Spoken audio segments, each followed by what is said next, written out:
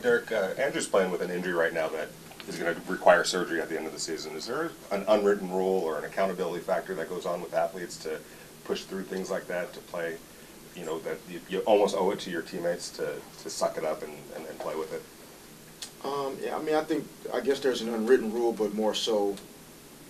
you know, still based on an individual's decision and his own merit and what he's, you know, decided is best for his future and his career. You know, I don't think there's any guy on any team that ever wants to endanger a teammate for the sake of making sure the team gets what they want. At the same time, I think the individual player, you know, when you've been in team sports your whole life, you know, you take on,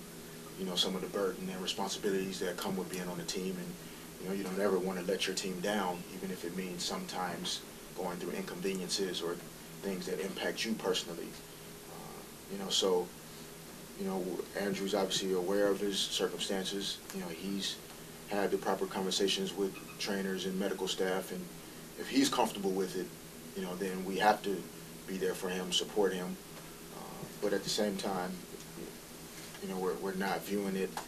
and I'd hope that we're not sending any messages to him that imply you have to do this because that's the only way we can win, and if you don't do it, we're not going to win, and so it's your fault. Like, that's not right. We don't do things that way, and never would. Is there a respect factor though that he gets from other teammates or anybody that goes through a situation like that? That hey, yeah, definitely, yeah. And it's not a you get more respect than you had before, but it's just a more, I guess, appreciation is the right word. You know, that you know, guys are, you know, we're around each other all the time, and so we observe and pay attention to, you know, little things, and, you know, you're aware when you know a guy has a sore back like Luke Walton, but he's still just playing through the pain, you know, and you see Luke sometimes struggling just to get up and down the steps, or you see Drew, you know, struggling with his knee, or you see Kobe playing with a broken finger, or I mean, guy after guy on the roster. I think, you know, Ron's left hand looks like a boxer sometimes. There's so much tape on his hand, and that, you know, that just kind of comes with the territory at times, and there's definitely an appreciation from a team standpoint.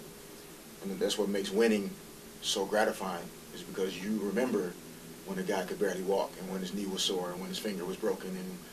you know, all the things that just, you know, tend to happen during the season. And from an individual standpoint, you took that a step further personally when you were in Utah. Yeah, I mean, it's you know, it just kind of comes, like I said, with this particular job, and I think, which is why in some ways it's sad, you know, what's going on around the country economically and the impact it's having on states and cities and counties in terms of cutting back in education and extracurricular activities and sports and those things, because a lot of these things that now as adults we choose to do, we learn as kids, you know, playing team sports and,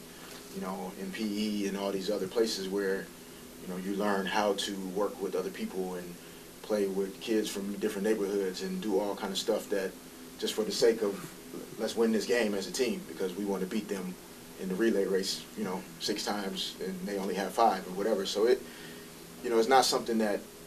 in terms of my personal decision with my family or any decisions that guys make personally as far as their injuries or their careers, you know, guys don't expect to get extraordinary attention or accolades for those things. You know, I think we always have, you know, view ourselves as, you know, everyday people, just like everyone else, and we,